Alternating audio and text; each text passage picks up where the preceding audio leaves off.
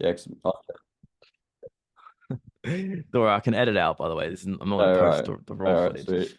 Um, so guys, welcome back to another YouTube video. I've got one of my students, Indy, on the call, and we're basically going to pick his brains about his progression OFM, how he scaled his agency, and basically how he's getting on in this industry. So I'm going to give the mic over to you, my man. Basically tell the audience who you are, how did you get into this weird and wacky space, and then we'll kind of go from there. Sweet, yeah. So I'm Indy. I'm 20. At the moment, I have an agency which does about 10K a month, and I got into OFM maybe it was about I'll say last May. So how many months is that? Maybe like 9 months or so. Yeah, sick. So I got into it because I saw all these models making a load of money on OnlyFans and thought they're literally just filming videos and making, like they're doing like 50K months. So I was thinking, how could I get into this? And then I stumbled across OFM on YouTube, I think, and started from there. Signed my first model within maybe a month. Tried to scale her, had some problems, and then got a new one in maybe 4 months later and started scaling her. And yeah, she sort of just took off for me. Amazing, amazing. And obviously, we are in the world of OnlyFans. Like, did that stigma affect you on your decision to get into the space, or like, how did you feel when you first got into it? Um, I don't think it affected me much. At the time, I thought just like as a lad, I was like, oh yeah, it's gonna be jokes, it's gonna be funny, it's gonna be pretty sick. So Yeah, when I got in, I didn't really think too much of it. And then yeah, once you've been working in it and you tell your friends, tell people you know what you do, they normally seem really shocked, but because you're in it 24/7, you just think it's normal. yeah, 100% can relate. Like, you don't feel anything of it till you tell Mm. people that don't really know much about the space, and they're like, "Oh my God, Yeah, so you do sort you you do sort of this, just this?" become like blind to it as well. Yeah, I agree. I say to my friend, you just become numb to it pretty quickly, Yeah, 100%. to the whole space. Cool. So you said you signed your first model pretty quickly, and then 4 months after that, you signed the model. Are you still working with that same model now? Is that the one we're speaking about? Yeah, so I'm not working with the first one, I'm working with the second one now. Cool. And what kind of propelled your growth? Because you're doing 10K per month now, which is like more than 98% of people in this world. Like, I think the average Mm. salary in the UK, you're based in the UK as well. Average salary in the UK is like 1,800, 2K maybe per month. So you've way surpassed that in like 9 months, which is just Yeah. incredible. I think in any business, you look at the market, you look at what people post on YouTube, they post all these crazy numbers, but I think kind of bringing it down to like your age and what the norm is, like you're doing incredibly well. What do you think is the biggest thing that propelled you in that, like your agency's growth? I think definitely first you definitely just can't give up because I had, like I said, 3 or 4 months when I wasn't earning anything, maybe $400 a month, Yeah. and nothing was growing. I wasn't seeing any growth, and I couldn't figure it out because the model was from Ukraine, so I was having problems with proxies and IPs and all that stuff. Um, but yeah, just carried on going, carried on grinding, and then got this model from the UK and implemented all the strategies I was using with my Ukrainian model. But because she was in the UK with the proxies and IPs, everything started working and taking off. So Hmm. I think that was just the biggest turning point, just having someone, like I had did all the hard work, had everything running, it just wasn't working for that particular person. And now I got the right person. It just started, yeah, taking off. Got you. So you did 3, 4 months making like minimal income. Like most people quit in the first 2, 3 months. Like why did you keep pushing? Because like I just knew it sounds cringy and cliche and stuff, but I knew this was such a big opportunity, like Yeah. the OFM and stuff. And yeah, I saw the opportunity and I knew there was something I could make of it. And I thought there's no point giving up straight away. Because if I give up, I'll move on to the next thing, probably give that up after 3 or 4 months as well. Yeah. But yeah, I carried on going. I wasn't actually making money because all the money I'd make, I'd put straight back into it. Hmm. So I literally had no money in the bank, but I was just kept on reinvesting. And then when it took off, it was yeah, like a whole different game. Compound effect. I was the Exactly. Yeah. same when I started my paid ads agency. I was outreaching for like 4 months. And then on the fourth month, signed my first client, got it tattooed on me here. And 2 weeks after, I signed two free clients. It's like a compound. Same thing with you, I think. Very, Yeah, very similar. and it's like the most rewarding and best feeling you could ever experience. Like when Yeah. all your hard work's actually paid off. So you're 20. So you're I forget how young you are compared to like your friends and your peers and stuff. Like, do you see different aspects of like, I don't know what they do for work or what they do in their careers and stuff? Like, you're obviously in Mm. business at a pretty young age. Yeah. Like, do you notice changes in your circle, the way you think, the way you like kind of engage with your friends, or Yeah, so all my mates are actually at uni. well, So there you go. Yeah. they're all at uni and they're sending me messages and stuff. Like they'll go on a night out, just be in bed the whole next day, or they'll Hmm. be like just lying there, haven't done any work, don't go to lectures, and then they come home and they're asking me about sort of what I'm doing and stuff. And I never tell them obviously how much I'm earning, but I say, Yeah. you know, I'm doing well. And then they say to me, they're like, I don't know why I'm at uni. I don't know what I'm doing at uni and stuff. But then none of them do anything about it. But I think Yeah. definitely, especially meeting pe young people doing OFM who are doing well, like you do have a big shift in mindset. And I Yeah. think definitely like just help me mature sort of in as a whole. Because like before, like if everyone's saying like, oh, we'll go on nights out here, you'll be like, yeah, I'm down. But now you're like, I could go on a night out, or I could sit at home and just like grind and like get past this other thing, you know, make that extra bit of money and stuff Yeah. like that. So I think at first there's like a hard bit where you're sort of not above your mates, but you're thinking a lot different to your mates, but you're not at the same point of thinking the same as all the other people doing loads in the Yeah. industry.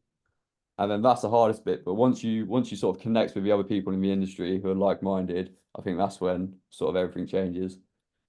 I think that's a very important fact that you mentioned there is like networking because this space changes all the time and Mm. strategies change all the time. And I think like I personally spend about a couple hours a week just networking with guys in different Telegram groups. So I can see it doing well and building like relationships because you learn shit from different people.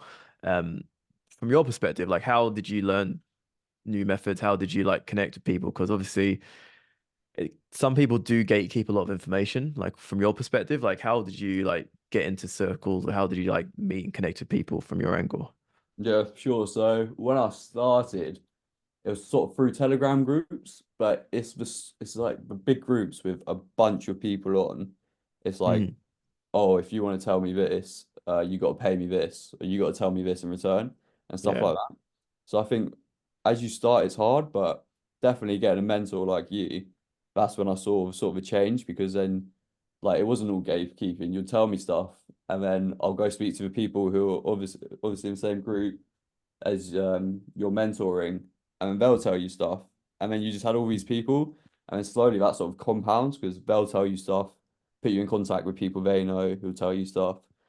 So yeah, it's just sort of about first, I guess, connection with someone who's bigger and is open to telling you stuff, yeah, which makes a big difference because in the free groups with like 4,000 people on, you're never going to get any proper sort of knowledge or source from there. And to yeah, be fair, for their point of view, why would they give it to someone completely new if it's working for them? yeah. I hear you. I hear you. I hear you. Um, Interesting. So like going back to like your actual model side of things then, like what's been your best traffic source that you've used over the last kind of 9 months that's helped propel your agency? And how's it like what kind of obstacles have you faced with it in a Yeah. summary? Don't have to go too So deep. at first it was TikTok and that started going, that went really well. I think within a week I hit 100 paid subs in one day just running Hmm. TikTok. But then the Nice. issue was that with that was the model. Like if she couldn't get the TikToks out, that's that traffic source done. So she was doing maybe a week without doing a TikTok, which meant that traffic source was completely dried out. Yeah. So I moved on to Twitter, and with Twitter, it was running well. But sort of, I found to go viral on Twitter, you had to say some outrageous stuff, very controversial stuff, and that's how you got the most views. And depending on the model, but my model did not like the way it was making her look. I didn't like the Hmm. stuff it said. So we had to stop that. And then I started Reddit and just working on Reddit, testing different things. And yeah, that sort of took off. That's what I've been running with for the last maybe 3 months or so, solely Reddit. Uh, Nice. but yeah, again, that relies on the model quite a lot for content. And it also, well, recently it's Reddit has just been shadow banning and banning accounts left, right, and center. So the next biggest sort of bottleneck with that is just getting new accounts, getting a good account supplier and stuff like that, which is really hard at the moment. I hear you. I think over the last kind of year and a half that I've been in OFM, I've seen a few challenges personally. One is obviously the change in other platforms continuously. Mm, Second is model management, because I feel like you're dealing with mainly, I'm not going to be sexist, but women. yeah. Emotions are attached to things, and they don't always see things as logical as men. Obviously, a lot of models do. From my experience, not all have. So creative management, like I've really learned to dial that in over the last year or so. But like from your perspective, how have you found creative management? Because I think a lot of guys think that, especially when they get into the space, they're in OFM, they post a couple nudes on OnlyFans and they just scale, which isn't the case anymore, right? So Mm. from your perspective with creative management, like how do you handle it? What obstacles do you face, and how does that kind of go for you overall? Yeah, I think, like you said, it's definitely the most overlooked thing. I think it's the most important thing, but most overlooked thing. And a lot of people will be surprised with, from my experience, I'll be surprised with sort of the work rate of the models because you Yeah, would expect them to see their earnings triple or quadruple in the first month and be like, oh yeah, let's go. Let me make more and more content. I want to, do even more, do even more. But that just doesn't happen. It's not yeah, that. They start off with a minimum. Like obviously when you sign them, they'll do a bit more content because they want to prove that they're like happy and wanting to do it. Well, you'll scale them and then it will sort of all slow down. And I hmm think for me, that's definitely been my hardest thing with it. Because got you. I think I could be with this model, I think I could be maybe doubling the numbers if she was just ready to work and like yeah, just do content, but she doesn't. And especially with managing it, because there's only so much you can do or motivate her to actually do more content without her just getting pissed off at you and just it goes a complete other way. Yeah, But it's definitely, oh yeah, like I said, it's definitely the biggest thing and the most overlooked thing. And everyone, like, you should be ready for your content not to do work. I think that's the best way to do it. Prepare for your content, your model not to do work. And if she does do hmm work, that's a bonus. yeah, I agree. I feel like with a certain foundation of knowledge, you can scale maybe 95% of models to at least 5 to 7K per month. Mm, After that, it really comes down to like the good work ethic of the model, your knowledge on the platforms and your strategies and going viral. I think that kind yeah. of then takes you to like from 10 or 7 to 10K per month to like the 15, 20, 30 plus. But yeah, creative management, I think is massively overlooked. And I did a lot of research on psychology and shit just to try and get on side with models. So it's interesting that you've kind of faced it as well. Mm. I'm not going to go too much into it, but obviously you did come into the one-to-one mentorship side of things, in the VIP mentorship group. Um, how did you find it for you overall? Did it impact your agency? What were your overall thoughts? Yeah, no, it is solid. I don't think I'll be sort of hitting those 10, like be doing 10K a month if I wasn't on it. Because it's just like you said, like it's everything's changing the whole time. So if you're running Hmm one strategy and then the next day that strategy just doesn't work, it's been patched or whatever, you then have these other people and you can go speak to, say, this has been patched, like, do you mind helping? Do you have any other strategies? And you can come back and be like, I've got this strategy which works, and you can implement that and change straight away. So Yeah, I hear you. having the group and then like who you can just talk to who are all doing different things but doing them well, if that makes sense.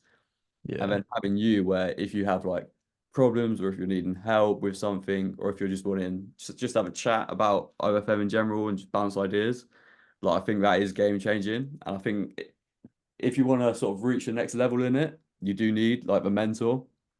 You hmm do need someone who can help you through it. So yeah, like I said, I think yeah, it's so good. Definitely something I recommend. Amazing, amazing, amazing.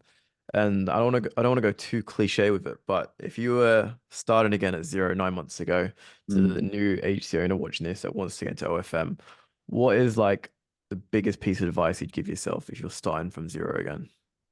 I'll say be prepared to work. It's not a lot of people online say if you want to make money, do OFM. your model, get her to do this many TikToks a day, and then it would make you 5K a month easily and stuff like that. But that's just not the reality of it at the moment, I don't think. I Yeah. think you've got to be prepared to be in the trenches, doing like, the big work days, and you're gonna have absolute shit weeks, shit days. Oh wait, am I allowed to swear? Go for it, bro. Yeah, have like shit weeks, shit work days, like wake up in the morning some days and like, oh fuck, I've got to do this, Yeah. blah blah blah. But at the end of it, there is light at the end of the tunnel. You can grind and carry on, do it going. So if I was saying it to my starting self, I'll be just prepared to work. You might not profit first month, second month, third month, or whatever. But eventually, if you work hard enough and keep going, you're obviously gonna profit at the end and find a way out. Bang. That is sauce for the new starters out there. Good man. You are still young, man. You're doing really well as well. So I'm looking forward to seeing you scale a lot further in the near future. But yeah, man, appreciate you jumping on the channel. Cheers, I appreciate it. Cool, guys. Speak to you guys in a bit.